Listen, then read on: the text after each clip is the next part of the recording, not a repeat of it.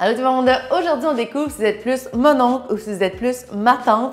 Je vais vous préparer deux cocktails à base des gins de la cabane à sucre au pied de cochon. Et là, on va voir, est-ce que vous êtes plus gin mule avec un peu de menthe et de concombre ou est-ce que vous êtes plus gin tonic revisité avec du jus de pickle? Oui, du jus de pickle. Alors, c'est deux cocktails qui sont super bons, super faciles à faire et on va voir une fois pour toutes, est-ce que vous êtes mon oncle ou vous êtes ma tante?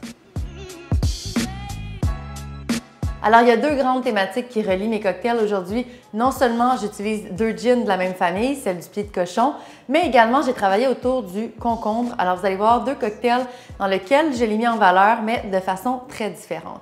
Alors, on ne va pas perdre de temps puisqu'on a deux recettes à faire.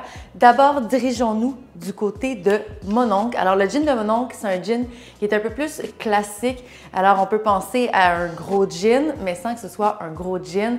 On va sentir beaucoup plus la genièvre et des arômes un peu plus forestières, comme par exemple du sapin baumier. Alors, pour faire un gin tonic de mon oncle, ça va prendre un verre qu'on va remplir de glaçons. Donc, moi, j'ai un gros glaçon comme ça. Voilà.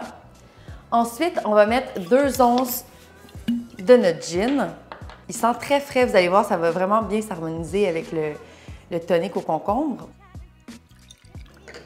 Puis, on va poursuivre avec notre ingrédient spécial.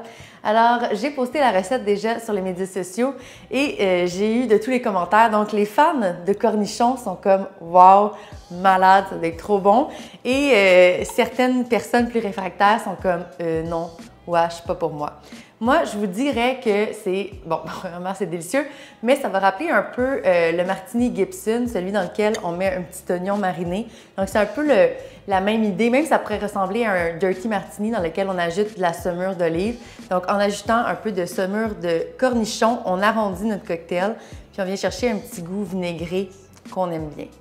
Donc, on va seulement en verser 0,25 onces ou environ 2 cuillères à thé.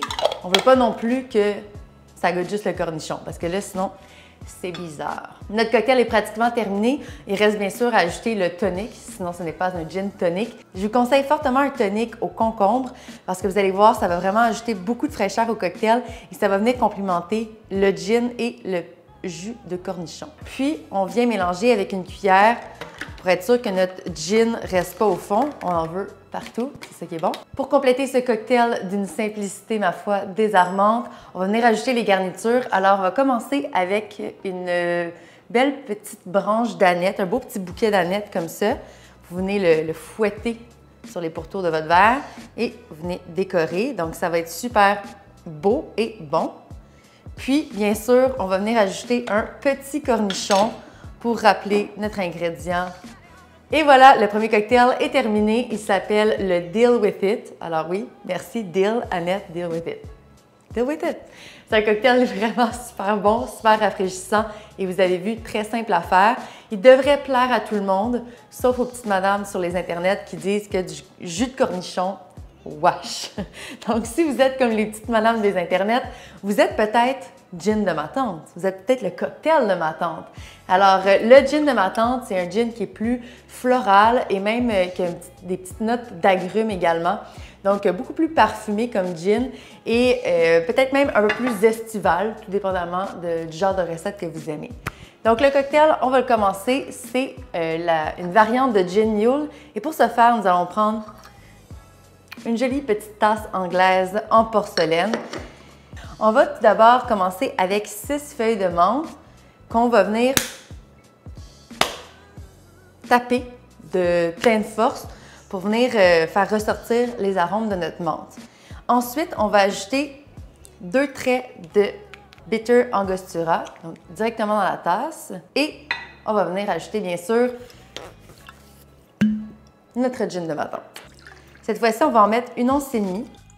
Une fois que tous les ingrédients sont dans notre tasse, on va venir ajouter les glaçons. Et cette fois-ci, on va venir allonger notre cocktail avec de la bière de gingembre.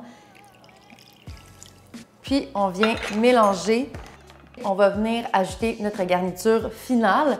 Alors, je vais commencer d'abord avec des petits boudins de concombre frais. Et vous allez voir, ils vont infuser au fur et à mesure que vous buvez votre petite tasse. Les concombres vont infuser et vous allez avoir les délicieuses saveurs de concombre. On va venir également ajouter une petite tête de menthe sur le dessus de la permanente de boudin frisé. Et voilà.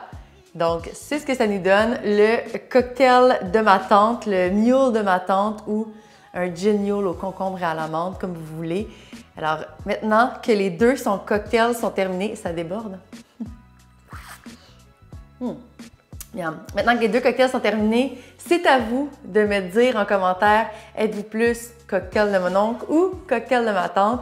Alors, je vous laisse découvrir les deux merveilleux gins de la cabane du pied de cochon qui, by the way, sont faits au Québec maintenant. Alors, si vous pensez encore qu'ils étaient faits au Canada, non, non, non.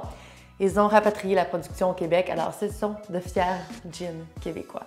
Sur ce, je vous souhaite de passer un excellent week-end et surtout, santé!